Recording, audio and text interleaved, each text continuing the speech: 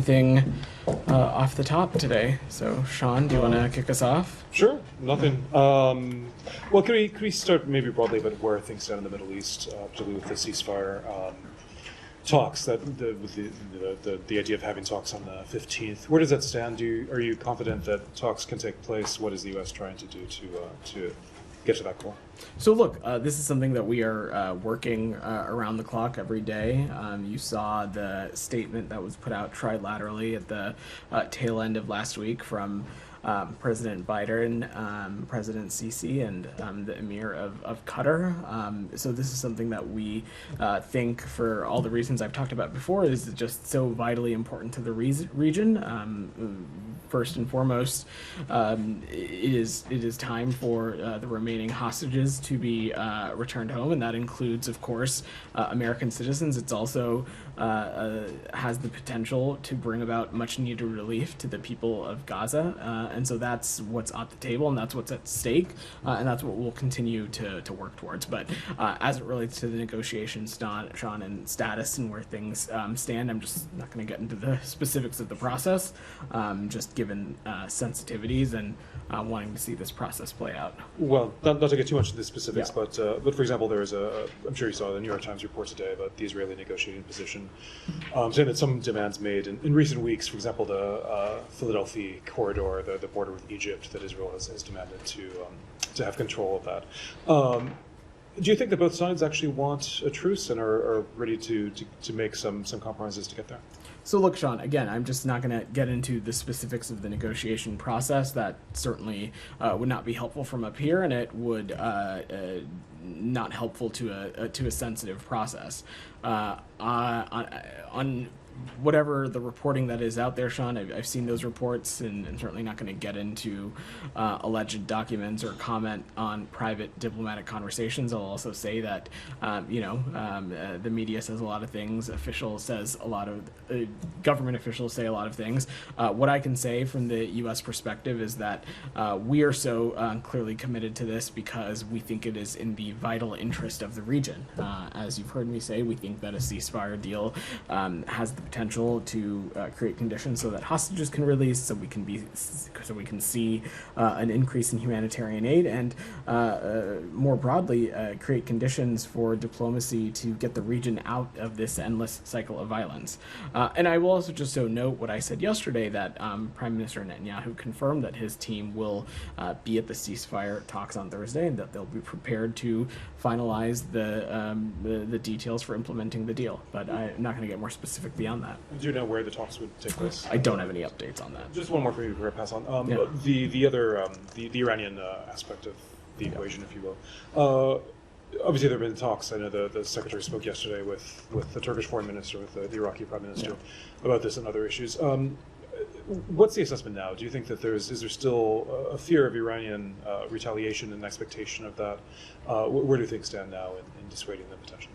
Thanks, Ron. So I don't want to speculate on what actions the Iranian regime might take, but I will say, as the Secretary has said repeatedly, no one benefits from any kind of retaliation. And what we've been engaged on is intensive diplomacy with allies and partners who are helping us communicate that message to the region, including directly to Iran. And a number of ways in which we're doing that is through, of course, some of the counterpart calls that you have seen the Secretary participate in over not just yesterday, but over the past 2 weeks now. We're also communicating this message directly to Israel, and also reiterating that our commitment to Israel's security is ironclad, and we'll continue to defend Israel against attacks from Iran and Iran-backed terrorist groups, just as we'll continue to defend American personnel. But everyone in the region should understand that further attacks only perpetuate conflict, instability, and insecurity for everyone. And so what we're focused on is intensively on de-escalation through diplomacy. Go ahead. Welcome. Thank you very much. First day. Thank you. Yeah. So is there any communication between the US and Iran at the moment? So I'm just not going to speak to private diplomatic conversations. What I can say is that we have been engaging with partners who are communicating that message directly to Iran. I'm not aware of any communication between the US. And do you expect them to hold off from any retaliation until after Thursday's talk? So, as I just said to Sean, I certainly don't want to speculate on any timeline. What I will say is that we have been stressing to allies, partners, like-mindeds, just how important it is that the parties not take steps that are going to perpetuate this conflict, that are going to lead to further instability and insecurity.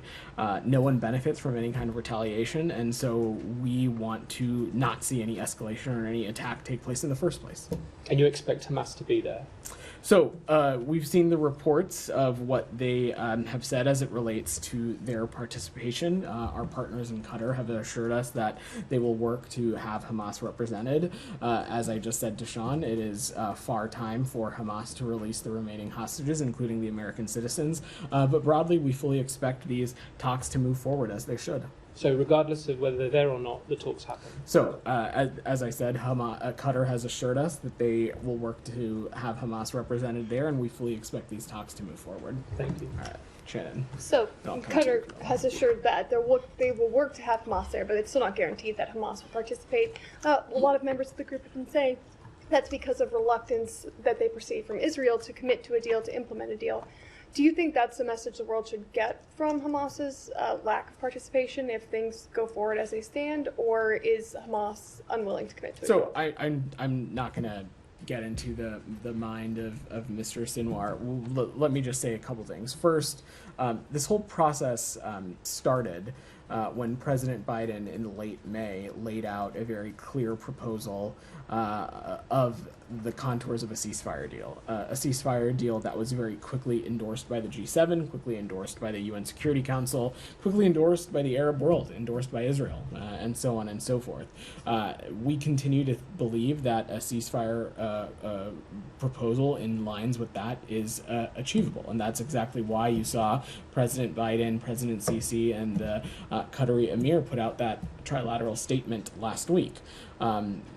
It is imperative that these talks continue, that we get this process across the finish line because of what we believe it can achieve when it comes to the hostages being released, when it comes to humanitarian aid, and when it comes to greater diplomacy for the region. And I will just note again that in light of that trilateral statement, Prime Minister Netanyahu quickly confirmed that his team will be at the ceasefire talks on Thursday, and that they'll be prepared to finalize the deals for implementing this. And simultaneously, our Qatari partners have assured us that they are working to ensure that there is Hamas representation as well. So we'll let this process play out, but we fully expect these talks to move forward as they should. And on the anticipated Iranian attack on Israel, do you still see a broad level of support among the coalition of particularly Middle Eastern countries that helped defend Israel in April, or do you think that has waned at this point? So I'm certainly not going to speak to other countries' efforts and how they might be adjusting or not adjusting any security posture they're taking.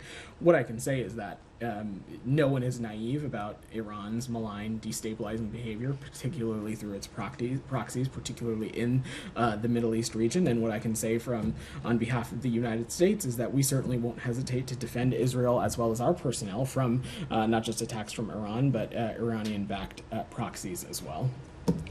Camilla. Thanks.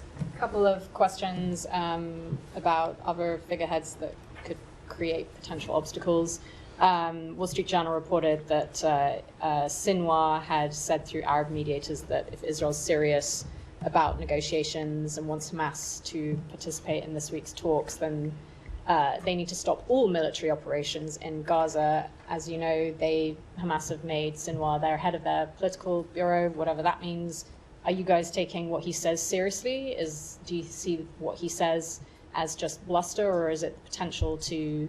Does he have any kind of potential to stop Hamas's participation? How should we read this? So you saw the secretary speak to this last week in Annapolis with the appointment of Mr. Sinwar as Hamas's political bureau chief. From our point of view, that designation didn't change anything. Over the course of this whole process, over the course of this whole conflict, it has been clear to everyone that Mr. Sinwar continues to be the decision maker.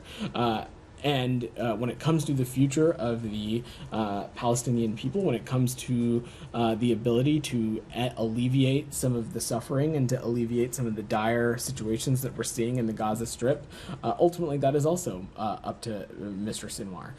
In response to the trilateral statement that was put out last week, the Israelis have confirmed that they will have a team present ready to continue and carry forward these talks. It is imperative that Hamas do the same, because it is far time for these hostages to be released and to bring relief to the people of Gaza. And we fully expect these talks to move forward. As I said just a moment ago, our Qatari partners are also working to ensure that there is Hamas representation, and I will let the process play out. Okay, thank you. And then on Israel, you know, you guys have a lot at stake all the time in the region, particularly this week.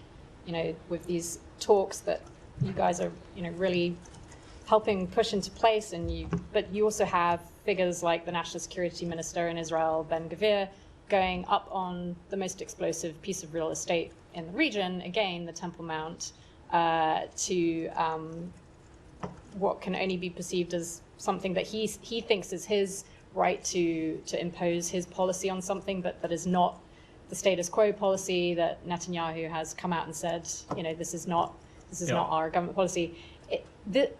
Like, Netanyahu can only say so much, so can you guys. This is all rhetoric when you condemn actions like that, but these actions have real potential to escalate things in the region. What is your response to what he's doing, like that he's doing this again? And also, is there something the US can do? Can you sanction a figure like Ben Gvir? You know, you are able to sanction other figures in the region. It doesn't matter that he's an Israeli government official. Is there anything that you guys can do to stop this continuing to happen? So, on the second part of your question, Camilla, certainly I'm just not going to preview or get into what's possible or not possible, but I would say that we certainly are paying close attention to actions and activities that we find to be a detraction from Israel's security, a contributor to greater insecurity and instability in the region, and that would certainly be the actions that we saw today that Mr.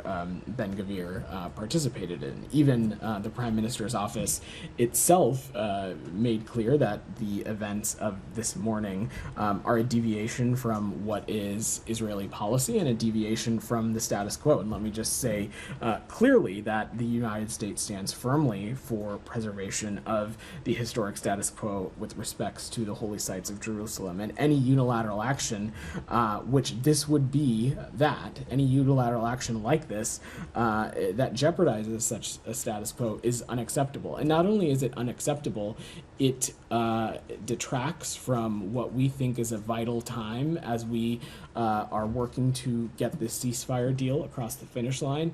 It detracts from what our stated goal is for the region, which is a two-state solution, a Palestinian state and an Israeli state that's side by side, living in with dignity and harmony. We recognize how important the holy site is, so we urge all sides to respect the status quo, but certainly actions like this they detract from that, and not only do they detract from that, we find them to be unacceptable. Said, go ahead. Thank you, Vedant. First, on the Secretary's trip, what does he hope to achieve this time around that he was not able to achieve in the past 8 trips? Well, Said, I don't have any travel for Secretary Blinken to preview at the moment. What I can say is that as it relates to the Middle East region, the Secretary is laserly focused and engaged on the region through calls with his counterparts, through calls with other leaders. He has been working the phones for the past number of weeks, continuing to echo the same message, which is we are close to getting this ceasefire deal across the finish line. It is vital for the release of the remaining hostages, including American citizens. It is vital for a surge in humanitarian assistance, which we believe will help alleviate the suffering that we're seeing in Gaza. And it is vital to help get this region out of this endless cycle of violence. He made that clear to a number of counterparts that he's spoken to in the past few days, and I expect those kinds of conversations and diplomacy to continue, Said, but I don't want to preview or get ahead of any potential travel. I know you talked about the attack on the Tabein school yesterday. But the Secretary General of the United Nations, Mr. Guterres, condemned in no uncertain terms what happened, the attack, the massacre of Tabi'in school. Would the United States do the same thing? Do you agree that such an act is thoroughly condemnable? Said, we of course mourn the loss of any civilian life, and over the course of this conflict, too many civilians have been killed. But also, as I said yesterday, the reason that we are even having this conversation is because Hamas continues to have a track record of not just using civilians as human shields, but co-locating itself among civilian infrastructure, co-locating itself among what normally would be facilities that have protected status, but when they become fronts for potential militant operations, certainly they have the possibility to lose their status. That does not minimize or diminish the moral and strategic imperative that our partners in Israel have to take every possible step to ensure that civilian casualties are minimized. Both of those things can be true. So do you have any evidence that actually militants were there at the Tabi'in school? As we said yesterday, Said, we have been in close touch with the IDF on this and continue to discuss with them. But I will also let them speak to their own military I understand, operations. but you know what you're saying that they have a track record, but that is dependent on what the Israeli army says, correct? This is their operation. I will let them speak to it. Okay. Now, a couple more questions on the, the New York Times is reporting that Israel is less flexible now on the negotiations. Seems that, and in fact, by statements by the Prime Minister himself and statement by the Defense Minister, Yoav Gallant, saying that the Israeli Prime Minister has really backtracked from the position on the proposal that you mentioned on May 31 by the President. So do you think that the Israelis have backed down, or at least the Prime Minister has backed down from what he's agreed to earlier? I'm just not going to categorize it, Said, and answering Sean's question or our new colleague's question. I said that I'm not going to get into the specifics of this ongoing negotiating process. I can tell you that the reason that the United States continues to lead on this and engage on this is because we believe it is vitally important to the region. And again, I will just note that when it comes to our partners in Israel, they've indicated that they will have a team present to continue to finalize on implementing this deal. But beyond that, I'm just not going to get into specifics.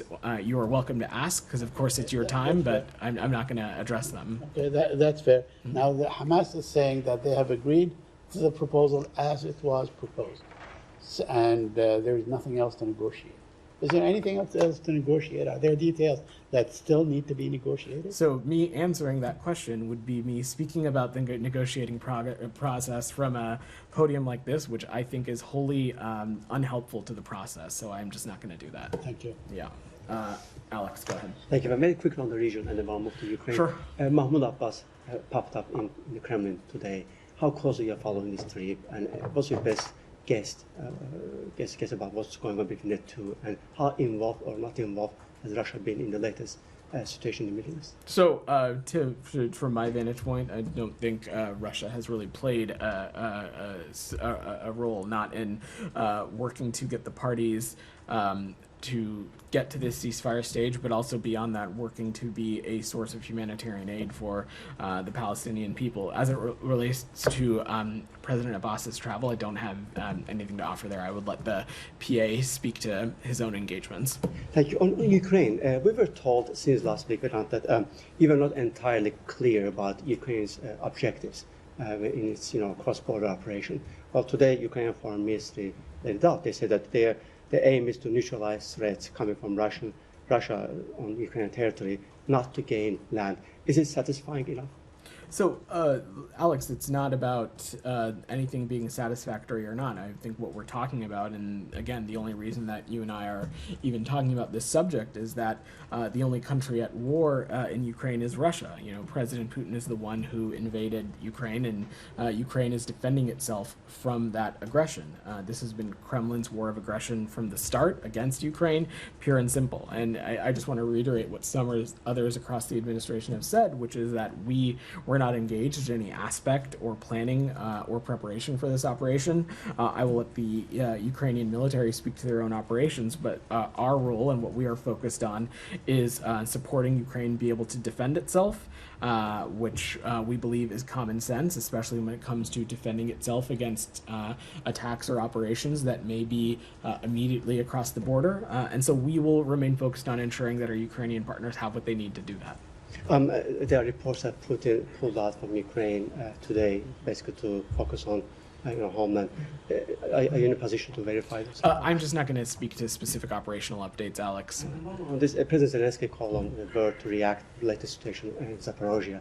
We have seen the video how Russian occupiers turning fire in the area. Do you have any reaction? So, I mean, Alex, I think you and I have been talking about this, for who knows how many months now. But as I said in 2022 and 2023, any kind of violent military kinetic activity so close to a nuclear power plant certainly not only is it dangerous, but it creates the potential for enhanced risk, and that's something we certainly don't want to see. Listen, I have one more in Iran, if I may. We have seen the mass. You got 4. I promise I'll come back final to you. one. Okay. Please come back to me. Okay. Nike, go ahead. Thank you. If we may switch to public health emergency, Sure. given the multinational outbreak of monkeypox, does the State Department has any plan to update its travel advisory with the new information? And what is the U.S. Message to travelers? So I don't have any updates on travel advisories, Nike, but we are tracking closely on the spread of Mpox in Central Africa. We are pleased to see international leadership in this area. This year, I will note the United States has provided more than $17 million beyond our regularly programmed health assistance to support Mpox preparedness and response efforts in Central and Eastern Africa.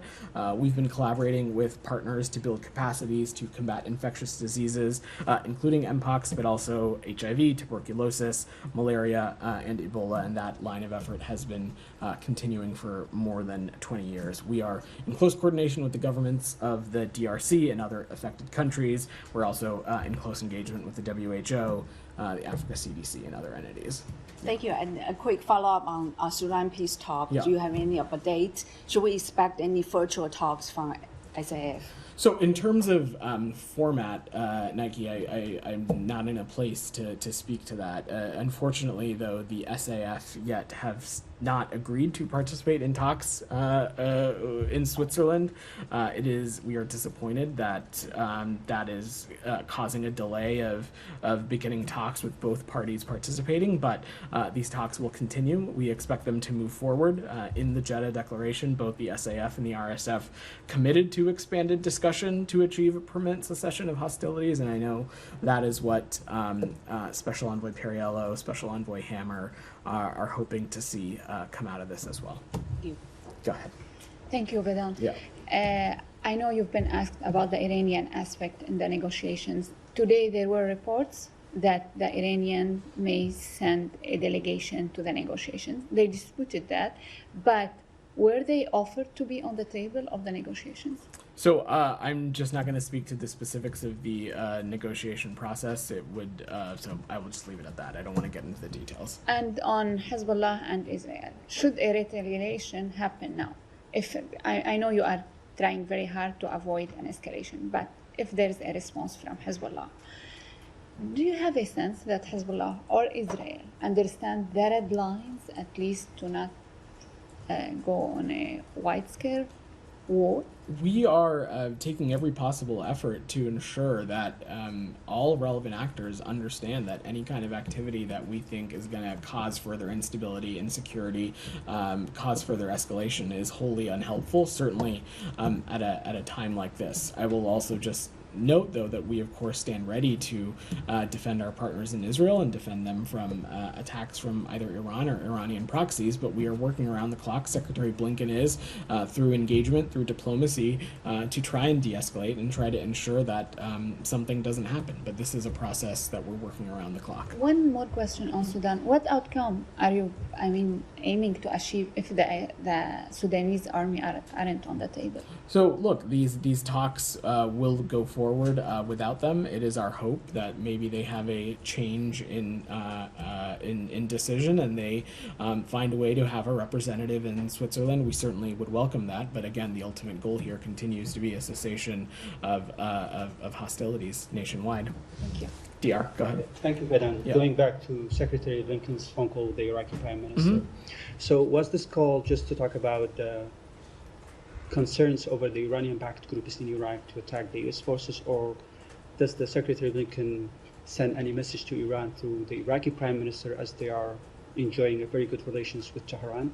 So the message was pretty clear in the readout. I don't have to get more. I don't have more specifics to offer than that. They spoke about a number of issues, including issues affecting the region, and a commitment that they both shared to doing whatever possible to send clear messages about de-escalation and not wanting to see any kind of conflict or violence spread or grow out of hand. And then last time when Secretary Blinken spoke with the Iraqi Prime Minister, they were discussing the protection of the U.S. forces in Iraq. But in less than 24 hours, the Iraqi militia groups attacked the U.S. forces in Iraq and injured 7 U.S. personnel in Al-Assad base. So do you trust the Iraqi government that they have the power to rein the militia groups to not attack the U.S. forces? Has the Secretary Blinken and the State Department shared this concern with the Iraqi government? So, look, first, let me just say broadly that, of course, we continue to believe that that the Iraqi government is a important partner in the region. But as we have said a number of times before, that they also have a role to play in helping hold, I should say, some of these malign proxy groups accountable. I will also just note that when it comes to the United States, we certainly won't hesitate to take appropriate action to hold those to account who may put our personnel in harm's way.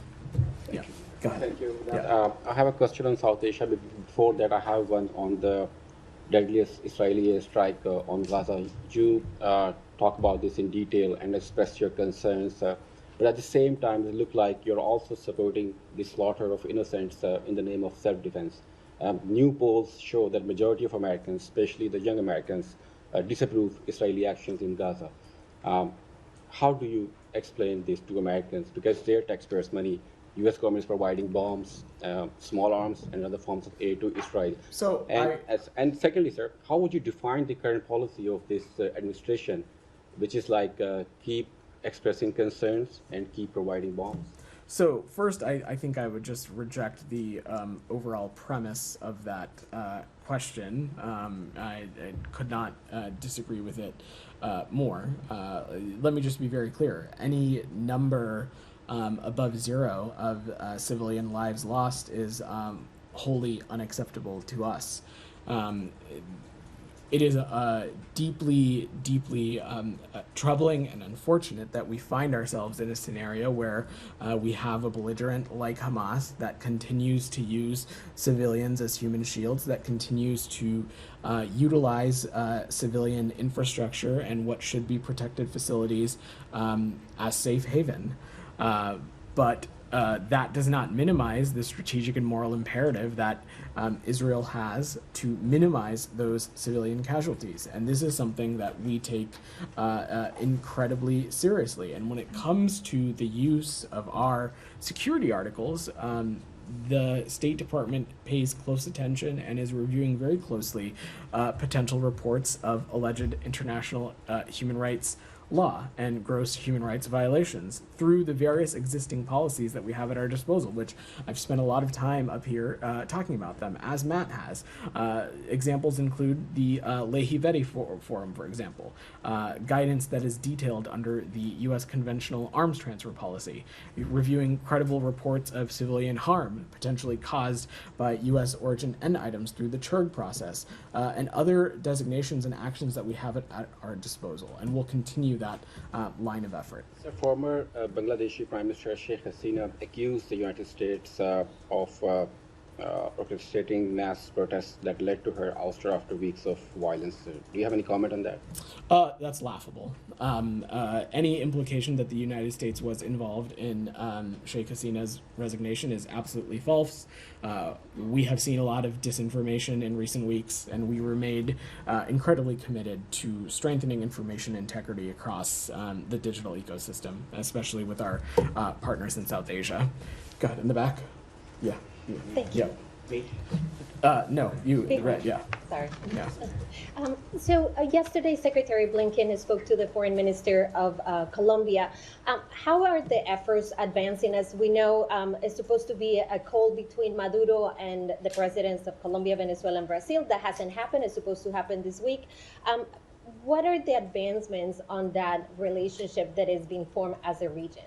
So I think first, one of the key things that the Secretary spoke about with the Foreign Minister was the topic of what we are currently seeing play out in Venezuela.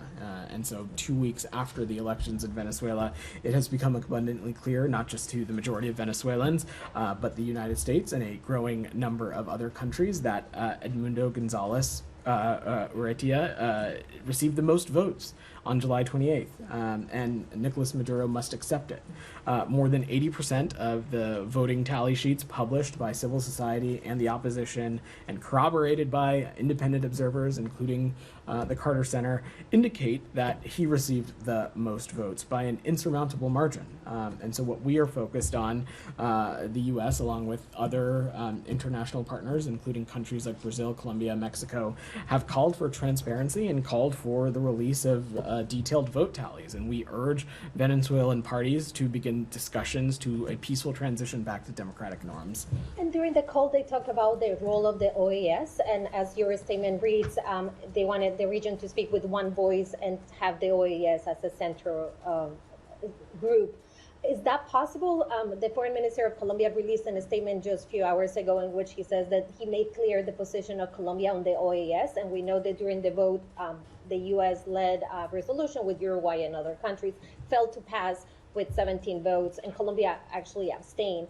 Is it possible to go back to the OAS to have a conversation? That is certainly that is our hope, and that is our goal, and that's what we hope to use the OAS as a vehicle for. And Pram, finally, go ahead. just Haiti. Okay, go ahead. During the call, it was also Haiti. What is the role that Colombia will play? According to the Foreign Minister, they offer to help the United States in their efforts to stabilize Haiti. So I don't have any specifics to share beyond the readout. Look, Haiti continues to face dire insecurity, and certainly any country willing to play a productive role in helping with that would certainly be a welcome thing, but I will let the Colombians speak to their own engagement. Prime, go ahead. Thank you, Bill. Yeah.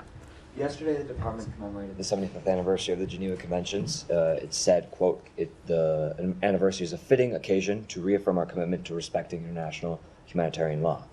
The prosecutor of the International Criminal Court, where violations of the Geneva Conventions are often addressed, seeks arrest warrants against Benjamin Netanyahu, as well as Hamas leadership. Netanyahu was just welcomed by Washington.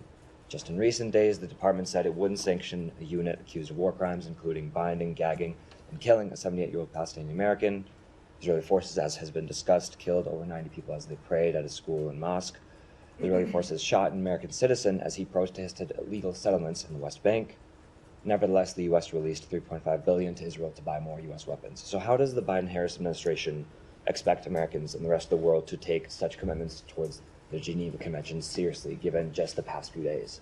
So we have been consistently clear that Israel has every moral and strategic imperative to minimize the impacts of on civilians. And when we have seen actions or incidents that we deem to be inconsistent with that, not only do we raise our concerns with the partner country as appropriate, but we factor it into the however which way we may implement certain policy responses to as a deterrence for these kinds of incidents to reoccur in the future. I talked about some of these tools at our disposal recently, the Leahy Vetting Forum, the guidance that's laid out in the conventional arms transfer policy, the CHURG process, as well as other things like visa restrictions and designations that we have. We urge Israel to thoroughly and transparently investigate reports of gross violations of human rights and take all appropriate action, and we'll continue to do that. So I know that the department and the U.S. issued certain statements mourning the loss of life from some of these killings, and you talk about deterrence. Just hours ago, 2 twins who were newborn were killed in Gaza with their mother and grandmother as their father went to collect their birth certificates. They're 4 days old, born into war, experienced only war, killed by war. How is the U.S. responding to this instance, given, again, this comes a day after the U.S. So celebrated? I'm not going to speak to specific instances and incidents that happen. I will let the IDF speak to any operations they can take. I will say, just hearing this from your reporting, this is obviously incredibly heartbreaking.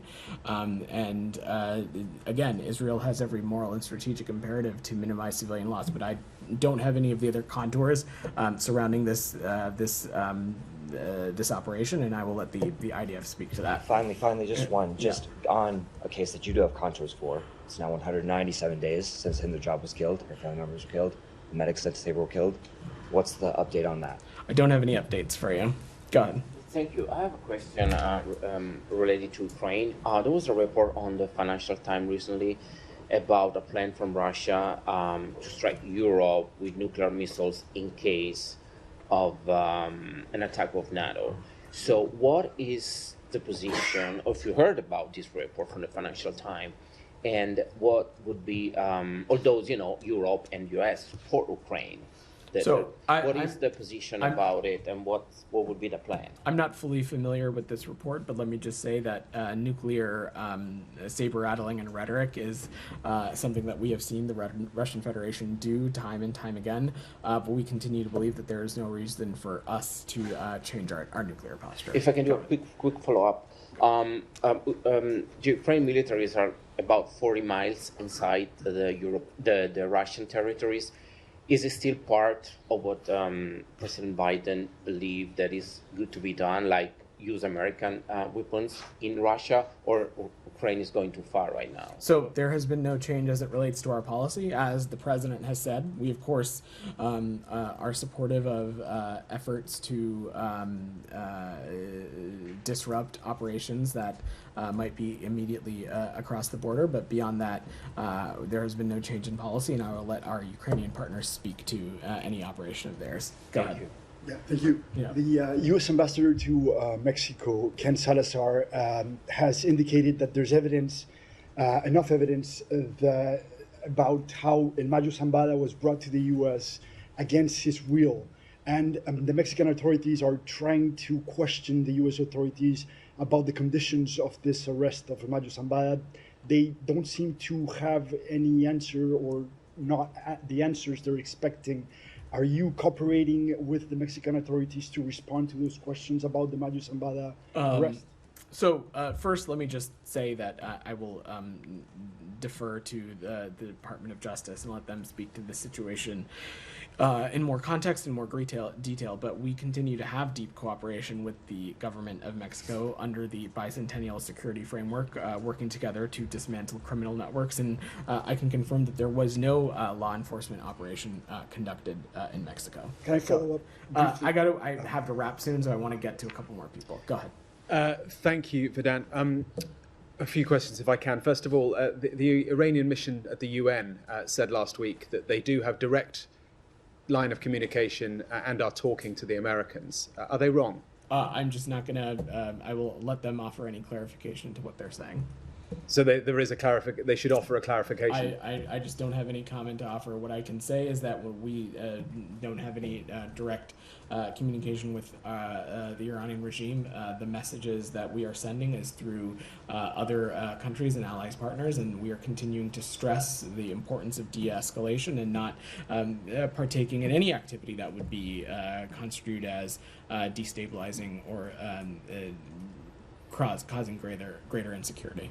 Thank you. And following on from that, it appears that certainly the reporting is suggesting that the Iranians are now putting are now suggesting that any retaliation will be dependent on the success or otherwise of the talks this week, the ceasefire talks. How does that change the framing of Thursday from your perspective? It doesn't, and I think I've answered this question a couple of times already. So I'm happy for people to tune in, but when you are asking the same questions as your colleagues ask, you're kind of wasting their time. Okay, so I'm going to stop. Can I just ask one more about the? Thank you, everybody. I have a hard out today.